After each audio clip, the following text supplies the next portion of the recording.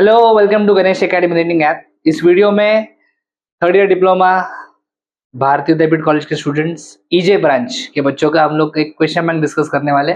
इस वीडियो में चैप्टर 5 के सारे क्वेश्चन डिस्कस करने वाला, बरोबर? चैप्टर 5 या 6 बोलना चाहिए। हाँ, चैप्टर 5 के सारे क्वेश्चन डिस्कस करने वाला। थ्योरेटिकल चैप्टर है, ऑलरेडी हमने हमारे बैच में इसको कंप्लीट किया है।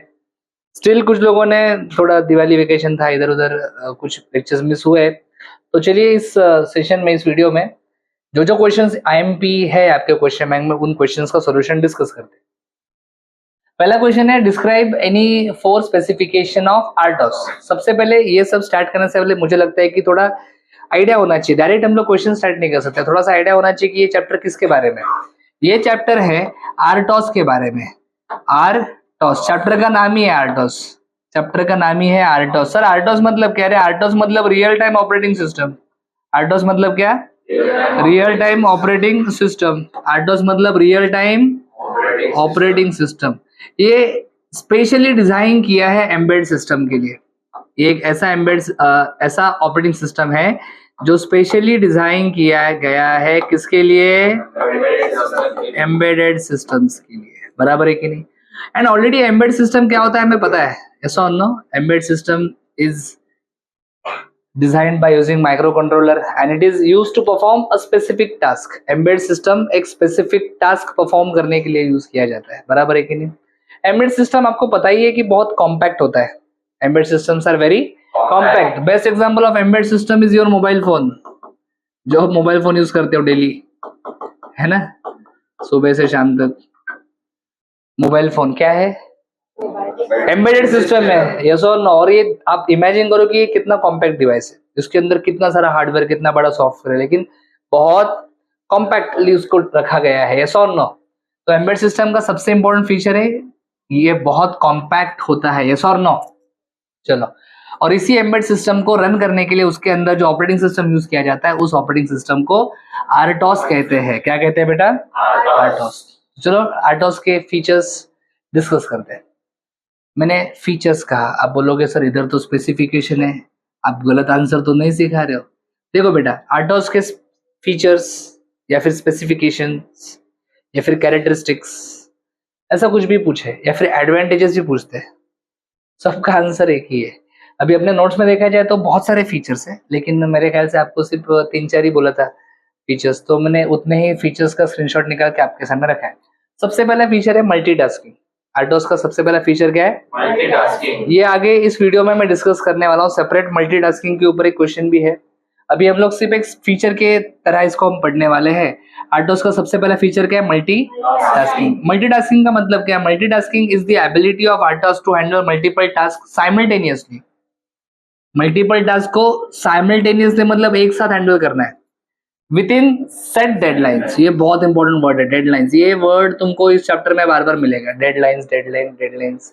मतलब हर काम का एक डेडलाइन फिक्स किया जाता है, उस डेडलाइन के अंदर ही वो काम होना चाहिए, बराबर? अगर उस डेडलाइन को आप क्रॉस करते हो तो उसके बाद उस टास्क का जो भी आउटपुट होगा वो अपने लिए शायद यूजफुल। तो जो भी डेडलाइन है वो डेडलाइन आपका अचीव होना चाहिए, उस डेडलाइन के पहले आपका टास्क कंप्लीट होना चाहिए, प्रोसेस कंप्लीट होना चाहिए। समझा क्या? क्लियर? तो ये डेडलाइंस फॉलो करना, मल्टीपल टास्क को साइमल्टेनियसली रन करना, एग्जीक्यूट करना, ये सब आरटॉस की जिम्मेदारी है, यस और नो? तो ये मल्टीटास्किंग, ये सबसे पहला फीचर है आरटॉस का। सेकेंड फीचर है टास्क प्रायोरिटी। बराबर है कि नहीं? देखो ना, सिंपल है। किसी भी सिस्टम में एक टास्क नहीं होता, बहुत सारे टास्क होते हैं। बराबर है कि नहीं? जब बहुत सारे लोग एक जगह पे आते हैं तो प्रायोरिटी डिसाइड करना पड़ता है। क्या डिसाइड करना पड़ता है? प्रायोरिटी। बराबर है कि नहीं? यस और नो? और प्रायोरिटी डिसाइड करने से होता है क्या? थोड़ा सा सिंक्रोनाइजेशन, शेड्यूलिंग, इन चीजों में थोड़ा सा अपने को एक एडवांटेज मिलता है। प्रायोरिटी यूज करके हम लोग किसी भी टास्क को प्रॉपर सिंक्रोनाइज कर सकते हैं, शेड्यूल कर सकते हैं, उसको प्रॉपर रिसोर्स अलोकेट कर सकते हैं। ये सारी चीजें आने वाले वीडियो में देखने वाले। यस, सो ये प्रायोरिटी बहुत इंपॉर्टेंट है। प्रायोरिटी का सिंपल मतलब है इंपॉर्टेंस। आरटॉस में मतलब रियल टाइम ऑपरेटिंग सिस्टम में जितने भी टास्क क्रिएट होते हैं, हर टास्क का एक स्पेसिफिक प्रायोरिटी होता है। Is that clear? In RTOS each process, ये प्रोसेस को ही बेटा टास्क बोलते हैं। प्रोसेस को ही क्या बोलते हैं? Each process is assigned certain level of priority and that corresponds to the relative importance, ये प्रायोरिटी इंपॉर्टेंस को डिनोट करता है। किसी टास्क का प्रायोरिटी हाई है मतलब वो टास्क इंपॉर्टेंट है, समझा गया। और प्रायोरिटी कम है मतलब टास्क इंपॉर्टेंट नहीं है, बराबर है कि नहीं? सिंपल है। Higher priority task executes first, जो इंपॉर्टेंट है वो काम तुम लोग पहले करते हैं ना, या कुछ भी करते हैं कभी भी, है ना। अगर तुम लोग थोड़ा सेंसिबल है तो हम लोग क्या करते हैं, अपने पास बहुत सारे काम है, बहुत सारे टास्क है, तो जो काम सबसे इंपॉर्टेंट है उसको हम लोग पहले करते कि नहीं करते? यस और नो? क्लियर? यस। तो जो हायर प्रायोरिटी का टास्क है वो पहले एग्जीक्यूट होगा, लो प्रायोरिटी वाला बाद में एग्जीक्यूट होगा। क्लियर? उसके बाद है sufficient inter task communication. Sufficient inter task communication. देखो इंटर टास्क का मतलब क्या होता है, टास्क के बीच में, सपोज आपके पास 2 टास्क है, 3 टास्क है, तो टास्क आपस में एक दूसरे के साथ कम्युनिकेट कर सकते हैं, आपस में एक दूसरे के साथ डेटा एक्सचेंज कर सकते हैं। Yes, so RTOS allows multiple task to communicate in timely manner. Timely manner का मतलब कोई कॉन्फ्लिक्ट नहीं होगा, प्रॉपर सिंक्रोनाइजेशन रहेगा with each other to ensure data accuracy and synchronization. Is that clear? Yes, ये पॉसिबल है। ये RTOS का एक बहुत इंपॉर्टेंट फीचर है, task communication, inter task communication. Notes में अपना शायद लास्ट पेज के ऊपर इसके ऊपर डिटेल इंफॉर्मेशन दिया है। Last is reliability. रिलायबिलिटी बहुत इंपॉर्टेंट है ना लाइफ में। इंसान, हम बोलते हैं ना, रिलायबल होना चाहिए, धोखेबाज नहीं होना चाहिए इंसान। कैसा होना चाहिए? रिलायबल होना चाहिए, बरोबर ना? मैं क्या बता रहा हूँ? रिलायबल होना चाहिए, बराबर है कि नहीं? अगर कोई इंसान बार बार धोखा दे रहा है अपने को, तो हम लोग उसके ऊपर रिलाई कर सकते हैं क्या? सपोज मेरा गाड़ी है, बाइक है, मैं हर रोज क्लास के लिए निकलता हूँ, बाइक कभी स्टार्ट होता है, कभी स्टार्ट नहीं होता है। आज स्टार्ट हुआ तो कल स्टार्ट होगा कि नहीं, भरोसा? सो कहने से माई बाइक इज रिलायबल? नहीं। यस और नो? तो जो सिस्टम फेल होता है बार बार उसको हम रिलायबल नहीं कहते, लेकिन जो सिस्टम कभी फेल, बराबर, कभी धोखा नहीं देता, उसको हम लोग क्या बोलते हैं? रिलायबल। तो RTOS कैसा है? RTOS रिलायबल है। System that does not fail is said to be reliable. जो सिस्टम कभी फेल नहीं होता, हमेशा आपके लिए अवेलेबल होता है, ऐसे सिस्टम को हम लोग क्या बोलते हैं? Reliable. A reliable system is the one which is available all the time, आपके लिए हमेशा अवेलेबल होगा। And RTOS is yes reliable. इसका रिलायबिलिटी देखो लिखा है, इट प्रोवाइड्स गुड रिलायबिलिटी। तो ये कुछ 4 फीचर्स है आपके RTOS के, समझा? मेरे ख्याल से फीचर्स बहुत ही सिंपल है, जैसे मैंने बताया। आपके वर्ड्स में भी आप इन्हें एक्सप्लेन कर सकते हो, कोई प्रॉब्लम नहीं है, बराबर। सो पहला क्वेश्चन क्या था आपका? बोलो बोलो बोलो। यस, आवाज आवाज आवाज।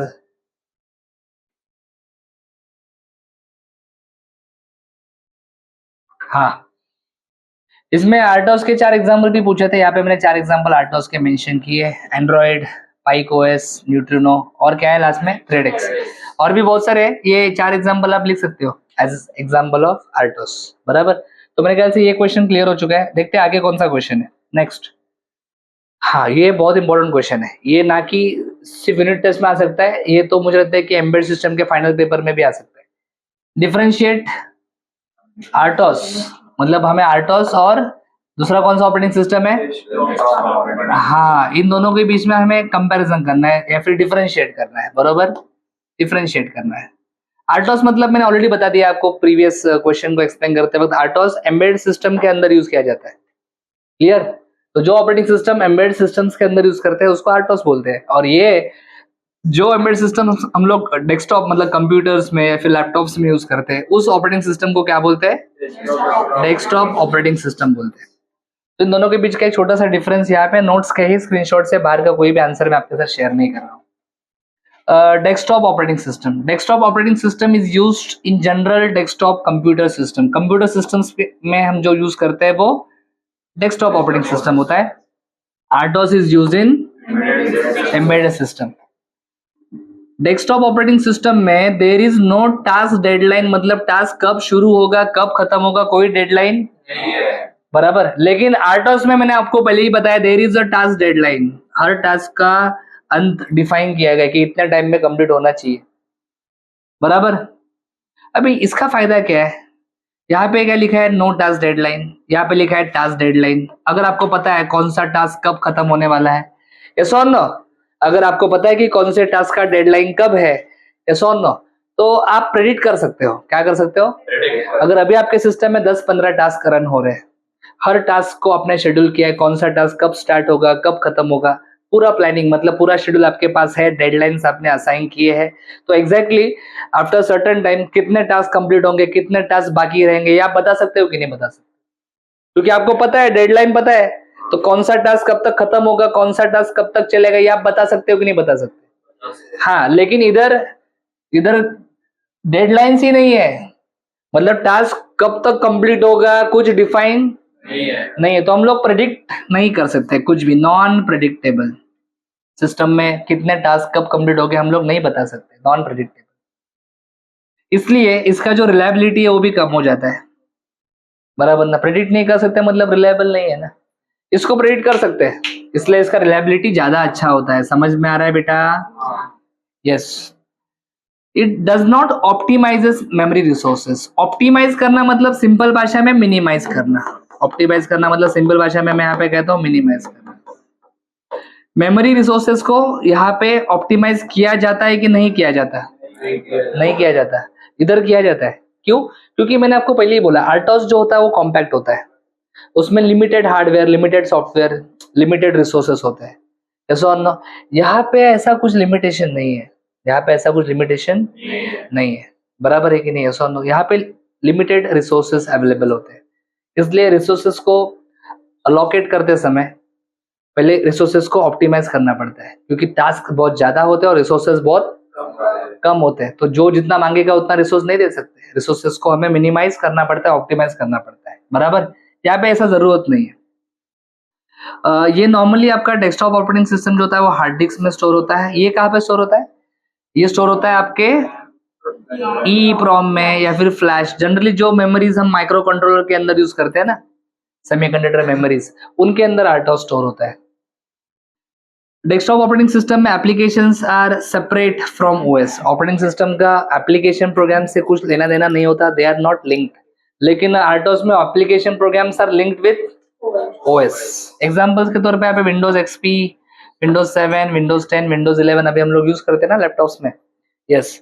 और आर्टोस के एग्जांपल्स देखो, विंडोज सी, सी मतलब Windows compact embedded. Android is also an embedded system. और इसके पहले मैंने और भी कुछ एग्जांपल दिए थे 2-4, वो भी आप लिख सकते हो। तो मेरे ख्याल से ये डिफरेंस आपको समझ में आ गया, आईएमपी डिफरेंस है। और मुझे लगता है कि ये यूनिट टेस्ट में आ सकता है, इतना अच्छा क्वेश्चन है ये, क्योंकि एमएसबीटी के पेपर में भी बहुत बार आया है। चलो आगे बढ़ते हैं।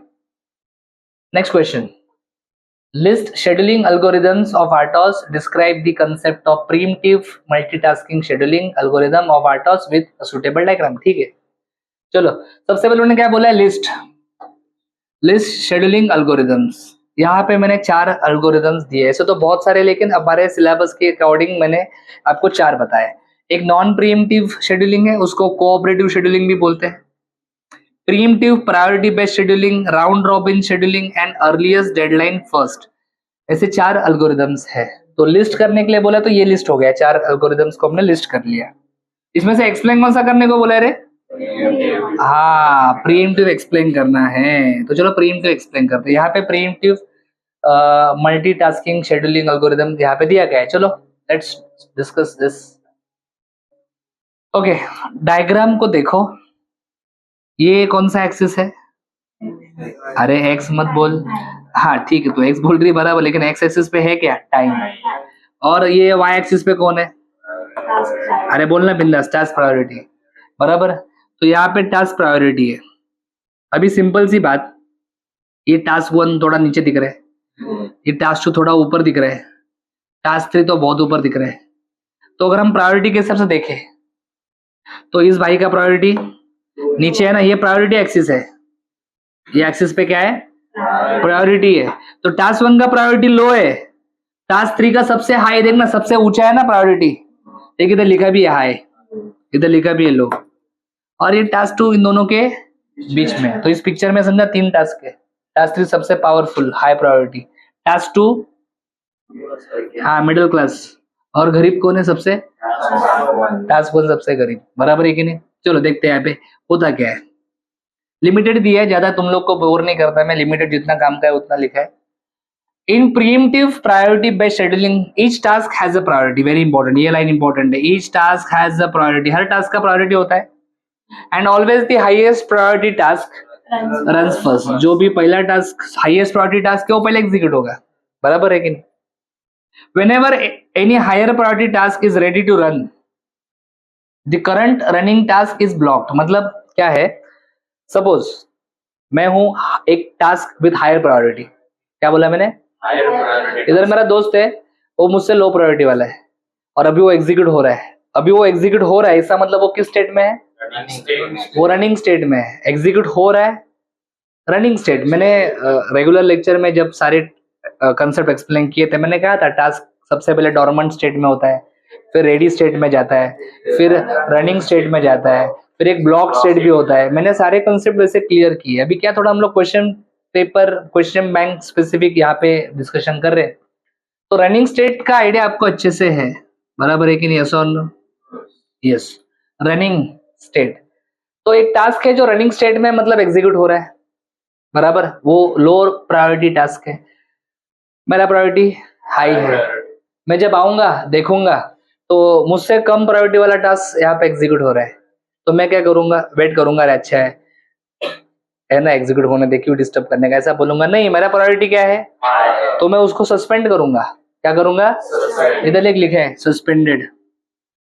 तो जो हायर प्रायोरिटी वाला टास्क है वो लो प्रायोरिटी वाले टास्क को क्या करेगा, सस्पेंड करेगा और खुद रनिंग स्टेट में चला जाएगा। समझा क्या मैं क्या बता रहा हूँ? यस, इसलिए यहाँ पे ऐसा लिखा है, whenever any higher priority task is ready to run, the current running task is blocked or suspended and CPU time and resources are given to higher priority task as shown below। Diagram बहुत important है, theory का 2 point कम लिख, लेकिन diagram अच्छा draw कर, अच्छा marks मिलेगा।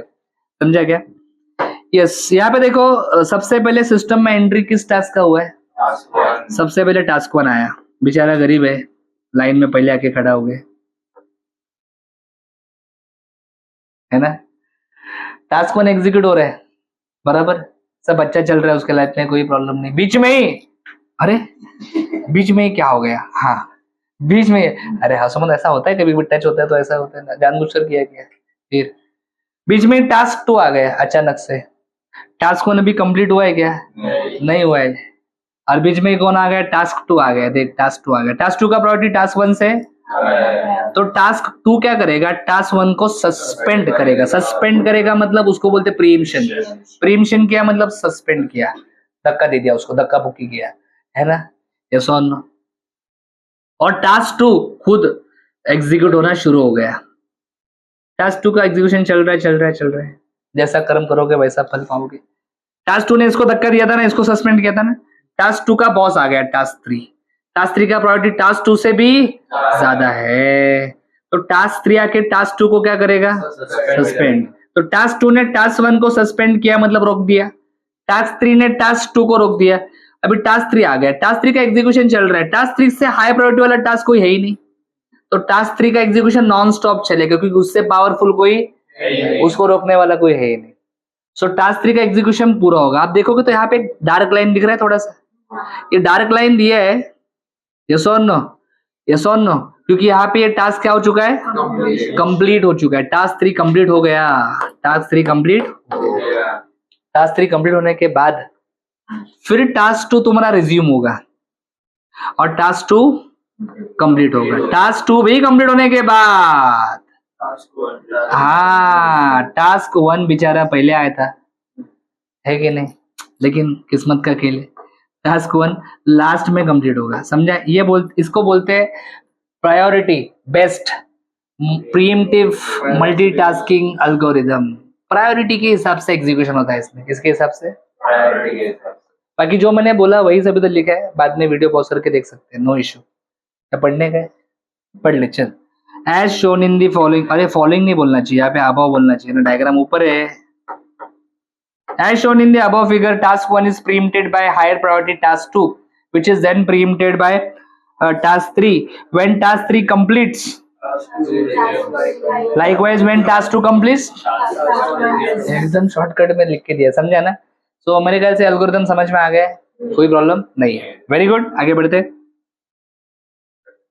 Round robin algorithm, 4 algorithms थे बेटा, 1 2 3 4, उसमें से अभी मैंने कौन सा एक्सप्लेन किया, ये वाला जो क्वेश्चन बैंक में वो एक्सप्लेन करते। राउंड रॉबिन भी तुम्हारे क्वेश्चन बैंक में, तो चलो राउंड रॉबिन डिस्कस करते हैं, बराबर है कि नहीं। और भी बहुत कुछ इस चैप्टर में है, लेकिन अभी क्वेश्चन बैंक में लिमिटेड क्वेश्चन है, तो हमारा डिस्कशन भी लिमिटेड ही होगा, ठीक है नहीं, यस और नो। बाकी हमने बैच में पूरा कंप्लीट डिस्कशन किया है कि नहीं, सारे चैप्टर्स के ऊपर, सारे टॉपिक्स के ऊपर, है ना, पूछे ना तू, हाँ बराबर। यूनिट टेस्ट के बाद एक क्रैश कोर्स भी हम लोग अनाउंस करने वाले हैं, उसमें स्टार्टिंग से पूरा मतलब बेसिक से एकदम सी प्रोग्रामिंग, है ना, हर चीज फर्स्ट चैप्टर से, टॉपिक से, हर थ्योरी कंसेप्ट, हर प्रोग्रामिंग इंटरफेसिंग, सब कुछ डिटेल में करने वाले हैं, बराबर ऐसा ना।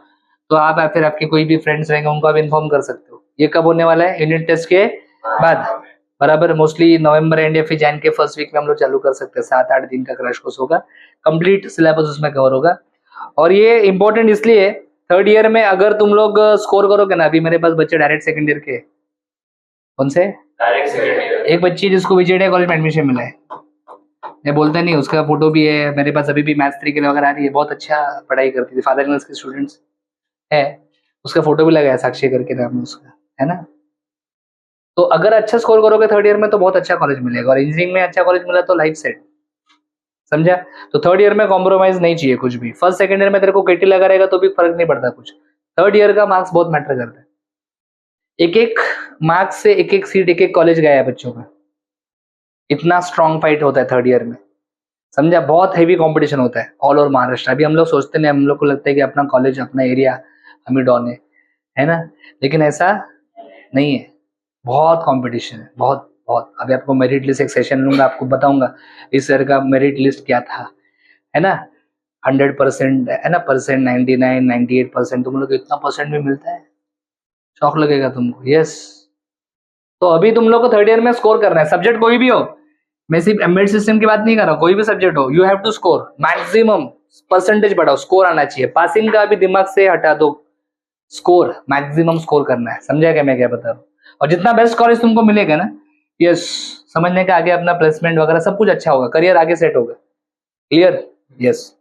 इसलिए स्कोर करने के बारे में सोचो बेटा, स्कोर करने के बारे में सोचो, यस, कंसेप्ट क्लियर होने चाहिए सारे। राउंड रॉबिन एल्गोरिदम इतना ही है, ठीक है।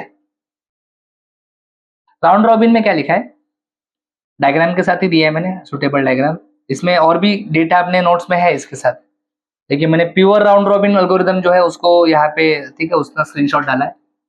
In round robin scheduling algorithm each task executes for a pre defined time interval, each task executes for a, और या फिर उसको टाइम स्लाइस बोलते हैं, क्या बोलते हैं, टाइम स्लाइस। ये प्री डिफाइंड होता है, मतलब पहले से ये टाइम डिफाइन होता है कि कितना टाइम देना है, बराबर, ये पहले से डिफाइन होता है। A runtime counter tracks the time slice for each task, incrementing on every clock pulse. Timer तो हमने पढ़ा ही है ना, पता है ना, timer increments it's count value on each clock pulse, बराबर है कि नहीं, फिर वो ओवरफ्लो कर होता है, आपको पता है कि नहीं सब, यस और नो। सपोज मेरे सिस्टम में 10-15 टास्क है, कितने, चलो 10 टास्क का ऐसा अज्यूम करो, सबको एग्जीक्यूट करना है, तो सबको मैं एक टाइम स्लाइस दूंगा। तुझे दिया मैंने 5 मिली सेकेंड, 5 मिली सेकेंड, 5 मिली सेकेंड, 5 मिली सेकेंड, 5 मिली सेकेंड, 5 मिली सेकेंड, सबको कितना मिली सेकेंड दिया, है कि नहीं, यस और नो। जो भी टास्क क्यू में सबसे पहले रहेगा वो एग्जीक्यूट होगा 5 मिली सेकेंड के लिए, कितना, जैसे यहाँ पे आप देख सकते हो ये लाइन लगा हुआ है पूरा। सबसे आगे कौन है, P0, P0 का मतलब प्रोसेस जीरो, P मतलब प्रोसेस, प्रोसेस बोलो या फिर टास्क बोलो, बात एक ही है।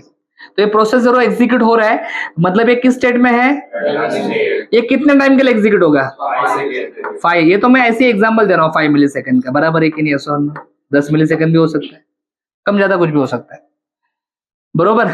तो ये एग्जीक्यूट होगा कितने समय के लिए, जैसे ही 5 मिली सेकेंड खत्म होगा, कौन बताएगा 5 मिली सेकेंड खत्म हुआ है, काउंटर, देखो इधर लिखा है ना, run time counter, run time counter tracks the time slice for each task। तो काउंटर 5 मिली सेकेंड का हिसाब रखेगा, जैसे ही 5 मिली सेकेंड खत्म हो जाएंगे, ये पीछे वाला इसको प्रीम्प्ट करेगा, क्या करेगा, देखना इधर लिखा है ना, प्रीम्प्ट, ये पीछे वाला इसको क्या करेगा, प्रीएम्प्ट करेगा, और ये आके इस क्यू के एंड में आके खड़ा हो जाएगा। मतलब ये P0 जो यहाँ पे दिख रहा है ना बेटा, ये P0 आके इस क्यू के पीछे लास्ट में यहाँ पे आ जाएगा P0, समझा क्या? P1 यहाँ पे आ जाएगा। हर टास्क एक एक पोजीशन से आगे आएगा, समझा क्या मैं क्या बता रहा हूँ? बोला है ना? यस। फिर P1 को भी कितना टाइम मिलेगा? 5 मिली सेकंड खत्म, P1 भी इधर आ जाएगा। बराबर है कि नहीं? यस और नो? समझ में आ रहा है मैं क्या बता रहा हूँ? क्लियर? ऐसा सबको 5 मिली सेकंड मिलेगा। लास्ट में जब P4 का भी 5 मिली सेकंड खत्म हो जाएगा तो P4 के बाद वापस कौन आने वाला है? P0 आने वाला है। मतलब इस क्यू को सर्कुलर क्यू बोलते हैं। क्या बोलते हैं? आप देखो ना यहाँ पे, ये सर्कुलर क्यू है। क्या ये? हाँ, क्लियर? चलो यही सब हम लोग डिटेल में भी इसमें रीड करते हैं। In this algorithm all task are kept in a circular queue. अभी भी तो बोला मैंने। It works on first come first serve basis. जो पहले आएगा उसको पहले एग्जीक्यूशन का मौका मिलेगा। Each new process is added to the tail of the queue. मतलब अगर सपोज कोई नया प्रोसेस आया, P5 का जन्म हुआ, किसका? तो जाके इधर नहीं बैठेगा सीधा, वो आके इस क्यू के एंड में, बराबर है कि नहीं? टेल ऑफ द क्यू मतलब यहाँ पे आ जाएगा P5। समझा क्या मैं क्या बता रहा हूँ? यस और नो?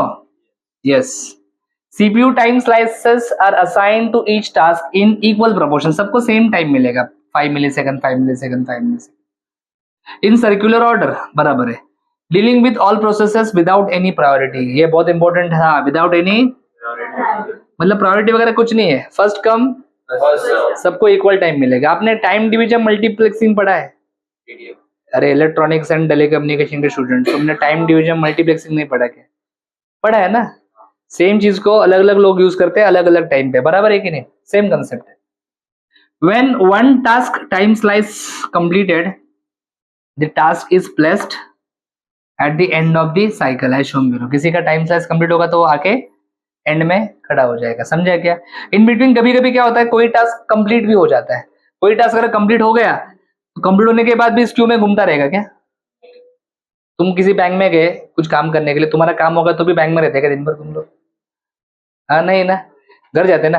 तो किसी टास्क का एग्जीक्यूशन कंप्लीट हो गया तो वो बाहर निकलेगा क्यू से, समझा ना? तो कुछ टास्क इस क्यू से बाहर निकलेंगे, कुछ टास्क इस क्यू में आके ऐड भी होंगे। चलता रहेगा ये, समझा ना? इसको बोलते हैं कौन सा एल्गोरिथम? Round robin algorithm. समझा क्या दीदी? Very good. चलो आगे बढ़ते हैं ना फटाफट। नेक्स्ट क्या है? Explain the concept of deadlock. ये मस्त कंसेप्ट है deadlock. With suitable example describe 3 methods each to detect and prevent deadlock. ठीक है, सब रेडी? जल्दी बोलो। डेडलॉक पहले है क्या वो समझते हैं। ये नोट्स में सब डायग्राम्स वगैरह दिया है। थोड़ा सा भी फॉन्ट छोटा है क्योंकि टेक्स्ट ज्यादा है, लेकिन शायद मेरे ख्याल से रीडेबल होगा, no issue. In an embedded system each task acquires multiple resources of various types. मतलब हर टास्क को मल्टीपल रिसोर्सेज चाहिए अपना एग्जीक्यूशन कंप्लीट करने के लिए। A task may request as many resources as it requires for its completion। तो task को जितने रिसोर्स चाहिए उतने रिसोर्स के लिए टास्क क्या कर सकता है? रिक्वेस्ट कर सकता है ऑपरेटिंग सिस्टम को कि मुझे इतने इतने रिसोर्सेज चाहिए कंप्लीट होने के लिए। फिर ऑपरेटिंग सिस्टम क्या करता है? वो रिसोर्सेज उस टास्क को दे देता है अगर अवेलेबल होगा तो। यस, नहीं अवेलेबल होगा तो उस टास्क को वेट करना पड़ता है। ड्यूरिंग मल्टीटास्किंग मतलब मल्टीपल टास्क रन हो रहे हैं बेटा सिस्टम में, ऐसा और ना? मल्टीपल टास्क रन हो रहे हैं, मैं भी रन हो रहा हूँ, ये भी रन हो रहा है, ये भी रन हो रहा है, सारे टास्क क्या हो रहे हैं? तो कुछ रिसोर्सेज मेरे पास होंगे, कुछ रिसोर्सेज इसके पास होंगे, कुछ रिसोर्सेज इसके पास होंगे। हर किसी के पास कुछ ना कुछ रिसोर्स होगा कि नहीं होगा? होगा। सेवरल टास्क में compete में मतलब लफड़ा चालू है, इधर कंपटीशन चालू है फॉर लिमिटेड मतलब रिसोर्सेस कम है और टास्क ज्यादा है, तो सारे टास्क के बीच में कंपटीशन चालू है कि पहले कौन कंप्लीट होगा, पहले किसको रिसोर्स मिलेगा। समझा क्या? A task may request a resource and if resource is not available then at that time task at that time मतलब जब टास्क को रिसोर्स चाहिए एट दैट टाइम अगर रिसोर्स अवेलेबल नहीं होगा तो टास्क किस स्टेट में एंटर करता है? ब्लॉक स्टेट में वेट करता है। बराबर, ब्लॉक स्टेट में एंटर करता है। It may happen that task remains in block state for infinite time. बापरे, बरोबर ना, तू मगाशीच बोललेलीस. क्या हो सकता है, कोई टास्क इन्फायनाइट टाइम के लिए ब्लॉक स्टेट में जा सकता है. इन्फायनाइट टाइम मतलब जिंदगी भर ब्लॉक स्टेट में, तो क्या बोलेंगे हम? तो बोलेंगे हम लोग this situation is known as indefinite blocking. हाँ, इसी को डेड ब्लॉक बोलते हैं बेटा. मतलब वो टास्क कभी जिंदगी में कंप्लीट नहीं होगा, एग्जीक्यूट नहीं होगा. डेड लॉक, उसका एग्जीक्यूशन कंप्लीट बराबर है कि नहीं. अभी आपने को एग्जांपल के थ्रू एक्सप्लेन करने के लिए बोला है ना, विथ एग्जांपल. तो यहाँ पे एक छोटा सा सिंपल सा एग्जांपल है. For example consider two task T1 and T2. T1 and ये देख, T1 इधर है, T2 इधर है, ये दोनों भी टास्क है. Asking for two resources, asking for एक रिसोर्स R1 है और एक रिसोर्स R2 है. रेडी क्या? जल्दी बोलो. अभी सिचुएशन क्या है? तुम बोलेंगे ये तो सब अच्छा लग रहा है, इधर कोई प्रॉब्लम है क्या? प्रॉब्लम है, मैं बताता हूँ प्रॉब्लम क्या है. इधर देख राजा. T1 क्या लिखा है इधर? बोलना बोलना प्लीज, कृपया करून थोड़ा लेक्चर मध्ये इन्वॉल्व व्हा. यस, ये R1 को होल्ड कौन कर रहा है? T1. मतलब R1 किसके पास है? लेकिन T1 को कंप्लीट होने के लिए सिर्फ R1 काफी नहीं है, उसको कंप्लीट होने के लिए R2 भी चाहिए. इसलिए देख इधर क्या लिखा है? वॉन्ट्स. T1 wants R2. तो T1 ने फटक से फोन किया T2 को कि भाई मुझे क्या चाहिए? R2 बोलता है रुक, तेरे को पहला मेरा स्टोरी बताता है. T2 बोलता है देख मेरे पास R2 है. हाँ, ये तुझे पता है, इसलिए तू मेरे को फोन किया, R2 को मांगा. लेकिन अभी मैं तेरे को बोलता हूँ, मेरे को R2 है ठीक है, लेकिन मुझे भी एग्जीक्यूट होने के लिए क्या चाहिए? R1 चाहिए. बराबर. तो तू एक काम कर, तू पहले मुझे R1 दे, मैं मेरा एग्जीक्यूशन कंप्लीट करता हूँ, फिर तू R2 R1 दोनों ले ले. अब इन दोनों में बहुत ईगो है. ये बोलता है पहले मैंने फोन किया, पहले मेरे को दे. बोलता है नहीं. बराबर है कि नहीं? मतलब प्रॉब्लम क्या हो गया है? T1 R1 को छोड़ने के लिए रेडी और उसको R2 चाहिए. T2 R2 को छोड़ने के लिए रेडी नहीं है और उसको, दोनों भी एड़े है ना, अड़े हुए है कि नहीं? तो ना T1 कंप्लीट होगा, दोनों भी इनडेफिनाइट ब्लॉक, मतलब इनडेफिनाइट टाइम के लिए ब्लॉक स्टेट में चले जाएंगे. मतलब दोनों डेडलॉक में फंस जाएंगे. समझा गया? ये सिंपल एग्जांपल है डेडलॉक का. अंडरस्टूड डेडलॉक क्या होता है? समझा? यस और नो?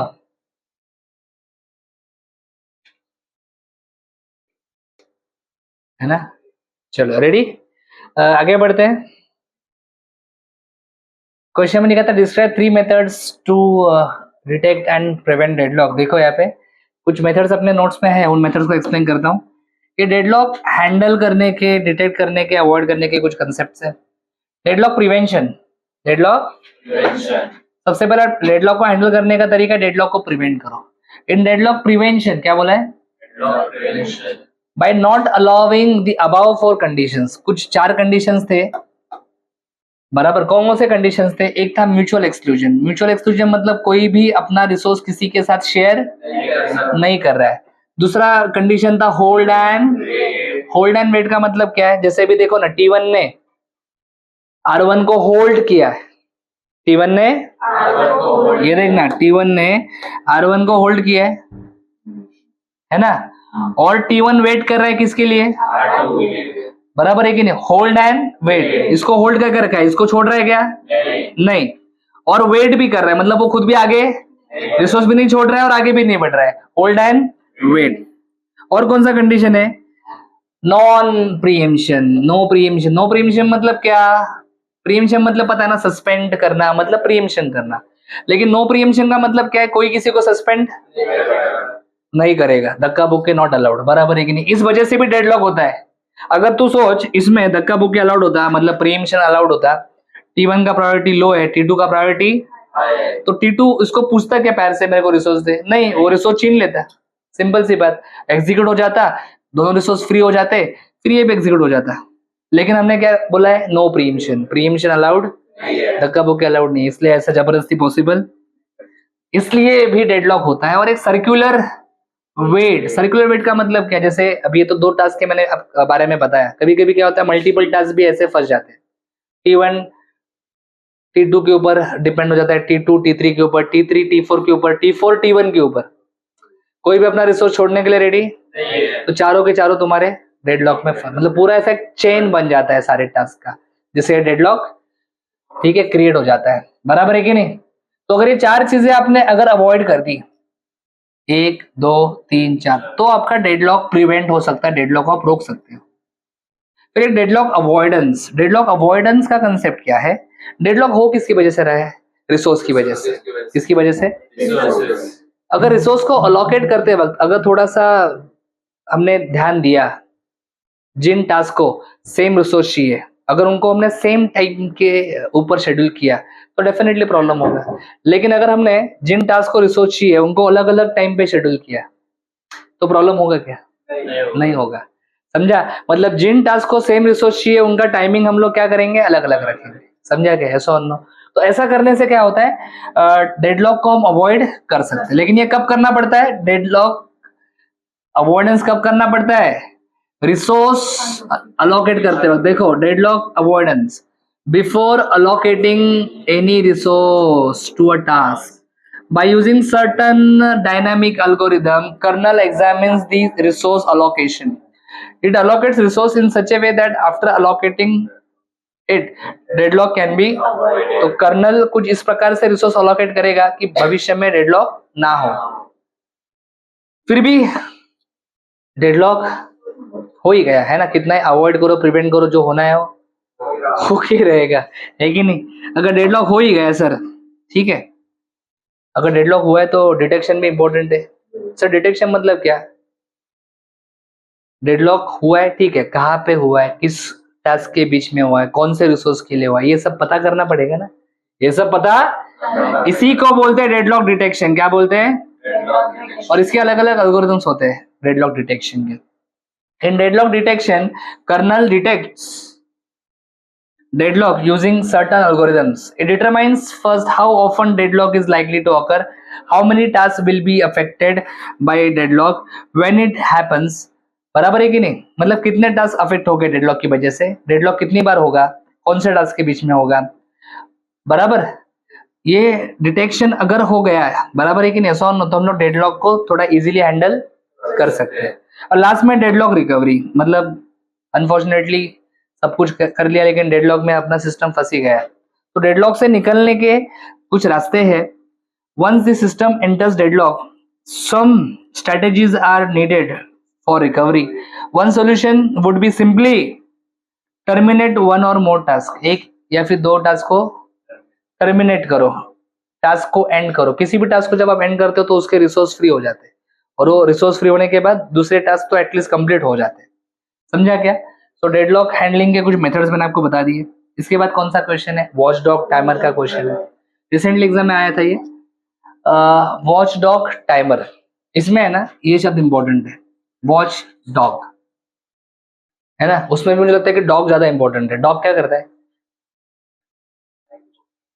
अबे ध्यान रखता है ना, और कुछ गलत दिखा तो भौंकता है ना, यस और नो? क्लियर है क्या? ये देख, ये वॉच डॉग टाइमर है, WDT दिख रहा है क्या? Watch dog timer. ये स्माइल दे रहा है मतलब अच्छा है, खुश है, टेंशन नहीं है, सब कुछ सही चल रहा है। लेकिन यहाँ पे ये देख भौंक रहा है, दिख रहा है क्या तेरे को? यस और नो? क्योंकि उसको पता चला कि कुछ तो सिस्टम में गड़बड़ हो रहा है। यस और नो? ये MCU का मतलब माइक्रो कंट्रोलर यूनिट। देख इसका चेहरा कैसा हो गया है, मतलब कुछ तो तकलीफ है इसके अंदर। समझा? तो ये फटाक से भोगता है, मतलब एक सिग्नल भेजता है। कौन सा सिग्नल? समझा? और इसको रिस्टार्ट करता है। एक बार रिस्टार्ट हो गया तो पूरा प्रोग्राम रिलोड होता है, सिस्टम में जो भी प्रॉब्लम रहेगा वो सॉल्व हो जाता है। यहाँ पे देख ना, तेरा माइक्रो कंट्रोलर कैसे ऑपरेट कर रहा है? नॉर्मली ऑपरेट कर रहा है, मतलब सिस्टम में कोई फॉल्ट, कोई गड़बड़ नहीं है। यस और नो? ये भी खुश, वो भी खुश। लेकिन अगर माइक्रो कंट्रोलर यूनिट में कोई इश्यू लग रहा है तो यहाँ से फटाक से सिग्नल आता है। कौन सा सिग्नल? रिसीव। थोड़ा यही बोल बच्चन उधर लिखा है, देख लेते हैं। If the microcontroller for some reason runs out of control और स्टॉप्स रनिंग, बराबर, all together, the electronic device में behave erratically, which in the worst case could cause damage or an accident. मतलब अगर आपका माइक्रो कंट्रोलर भी अगर ठीक से काम नहीं कर रहा है तो आपका पूरा सिस्टम फेल हो जाएगा, गलत तरीके से बिहेव करेगा और उस वजह से कोई भी प्रॉब्लम आ सकता है। सपोज आप कोई मिसाइल गाइडेंस सिस्टम है, उसके अंदर का अगर एम्बेड सिस्टम खराब हो गया है तो बहुत बड़ा लफड़ा हो सकता है, बराबर है कि नहीं? यस और no? Yes. To proactively prevent such incident, मतलब इसको अवॉइड करने के लिए, ऐसा कोई प्रॉब्लम ना हो इसलिए, it falls to the role of watchdog timer. मतलब ये वॉचडॉग टाइमर का काम है कि ऐसा ना होना दे, मतलब ये जो भी लफड़ा होना है इसको अवॉइड करने का, प्रिवेंट करने का काम कौन करता है? Watchdog timer. ये वॉचडॉग टाइमर क्या करता है? Constantly watch over the MCU. ये माइक्रो कंट्रोलर के ऊपर कंटिन्यूस, ठीक है, वॉच रखता है। The watchdog timer is place inside the micro controller के अंदर ही रहता है। Okay, sometimes it can be connected externally, बाहर से भी कनेक्ट कर सकते हैं। The watchdog timer communicates with the micro controller at a set intervals. At मतलब ये एक फिक्स इंटरवल के बाद चेक करता है, कंटिन्यूस वॉच नहीं करता है, बराबर। जैसे यहाँ पे देखो लिखा है 5 मिनट्स है पास, मतलब हर 5 मिनट के बाद वो देखेगा ये बराबर काम कर रहा है क्या, बराबर काम कर रहा है क्या। हर 5 मिनट के बाद कंटिन्यूसली चेक करता रहेगा, 5 मिनट के बाद, बराबर है कि नहीं? If the micro controller does not output a signal, बराबर, या फिर it outputs too many signals or output signals that are different from a preterm, मतलब कुछ तो गड़बड़ है दया। यस और no? The timer determines the micro controller is malfunctioning, मतलब कुछ तो गड़बड़ है, टाइमर बरोबर काम नहीं कर रहा है, माइक्रो कंट्रोलर बरोबर काम, micro controller is malfunctioning मतलब वो बरोबर फंक्शन नहीं कर रहा है। And sends reset signal to the microcontroller, इससे माइक्रो कंट्रोलर रीसेट होगा, रिस्टार्ट होगा, पूरा प्रोग्राम फिर से रिलोड होगा और सिस्टम आपका फ्रेश रन होगा। यस और नो? समझा कि नहीं वॉचडॉग टाइमर? इसके बाद एक छोटा सा कंसेप्ट है मल्टीटास्किंग। इंटरेस्टिंग है, छोटा सा, मैं ज्यादा टाइम नहीं लूंगा, आपका मल्टीटास्किंग एक्सप्लेन करूंगा। कंसेप्ट अच्छा है। टास्क को एग्जीक्यूट कौन करता है? टास्क को एग्जीक्यूट कौन करता है? सीपीयू। सीपीयू मतलब माइक्रो प्रोसेसर, बराबर। ये बीच में आपका आरटोस है, बराबर। कभी कभी हमें लगता है कि मल्टीटास्किंग जो हो रहा है वो सीपीयू मतलब माइक्रो प्रोसेसर की वजह से हो रहा है, लेकिन ऐसा बिल्कुल, मल्टीटास्किंग किसकी वजह से होता है? हाँ, आरटोस का मैंने आज पहले एक वीडियो में क्वेश्चन लिया था, सबसे पहला फीचर था आरटोस का मल्टीटास्किंग। सो मल्टीटास्किंग हो रहा है किसकी वजह से? आरटोस की वजह से। इसके बारे में मैंने, पता है आपको कैसे एक्सप्लेन किया था? मैंने कहा था आरटोस के पास बहुत सारे टास्क है, task 1, task 2, task 3, let's say यहाँ पे टास्क कितने? 10। आरटोस ने सीपीयू को फोन किया, बोला कि मेरे पास 10 टास्क है, 10 के 10 टास्क क्या करने? एग्जीक्यूट करने, बराबर। सीपीयू बोला कि नो, पॉसिबल नहीं है, मैं नहीं कर सकता, बराबर। ये बोलता है क्यों नहीं कर सकते? बोलता है मेरे पास एक ही एलयू है, मेरे अंदर एक ही एलयू है, बराबर है कि नहीं? तो मैं एट ए टाइम एक ही प्रोसेस कर सकता हूँ, मैं 10 अलग अलग task execute at a time नहीं कर सकता, पॉसिबल ही नहीं है मेरे लिए। यस और नो? पॉसिबल होता तो मैं जरूर करता, लेकिन मुझे वो पॉसिबल ही नहीं है करना, बराबर है कि नहीं? अभी आटोस बोलता है हाँ तेरी बात बरोबर है कि नहीं, लेकिन इन सबको एग्जीक्यूट तो करना ही है। अभी कैसे करेंगे, कैसे करेंगे?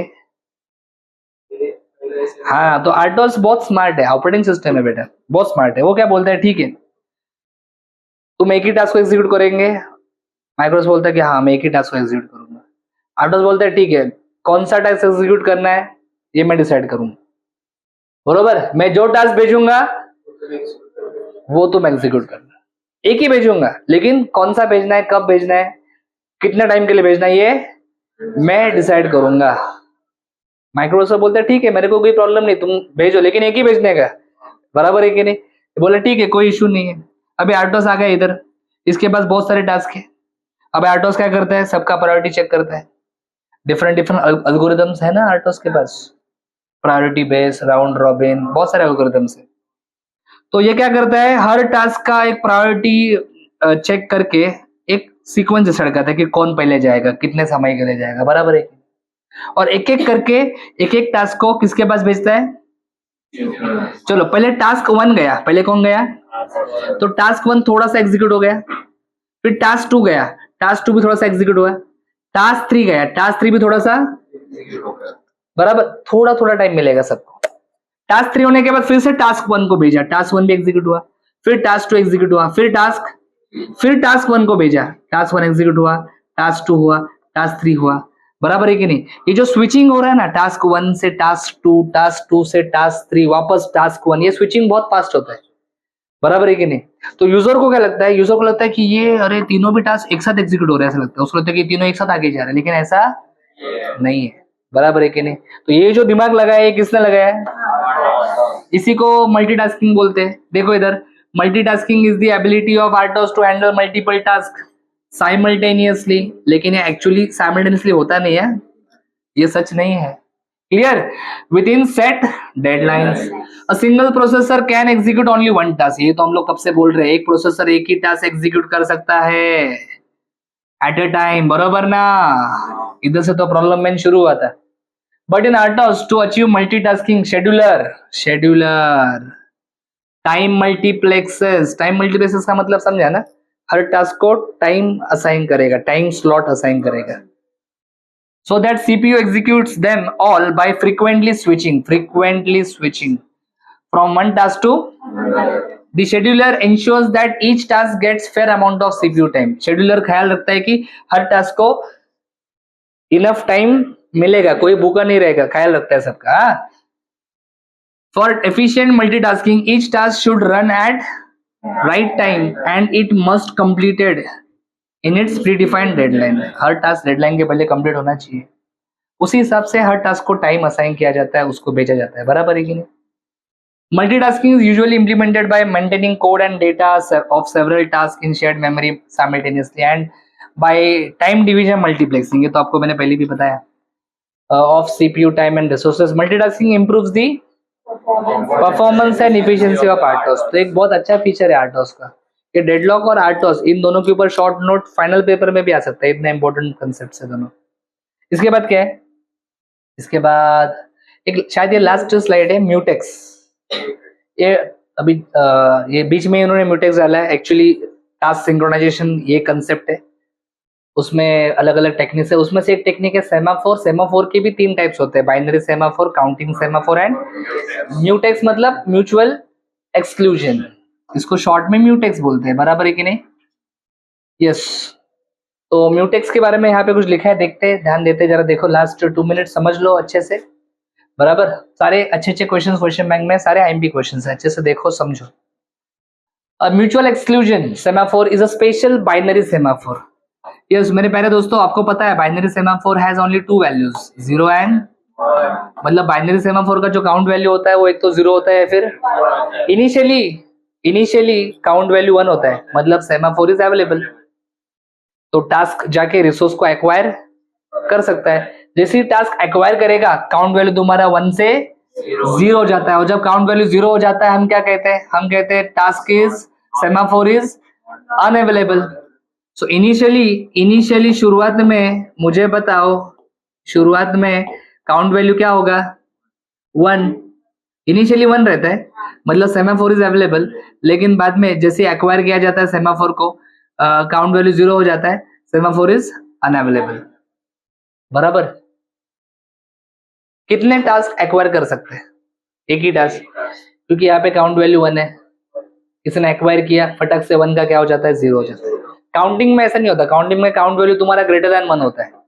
फॉर एग्जाम्पल यहाँ पे काउंट वैल्यू तुम्हारा रहेगा 4, तो 4 टास्क एक्वायर कर सकते हैं, क्योंकि पहले 4 होगा, एक ने एक्वायर किया तो 3 हो जाएगा, फिर और एक एक्वायर करेगा तो 2 हो जाएगा, और एक एक्वायर करेगा और एक एक्वायर करेगा तब 0 होगा। लेकिन बाइनरी सेमाफोर में एक ही टास्क एक्वायर कर सकता है, यस और नो?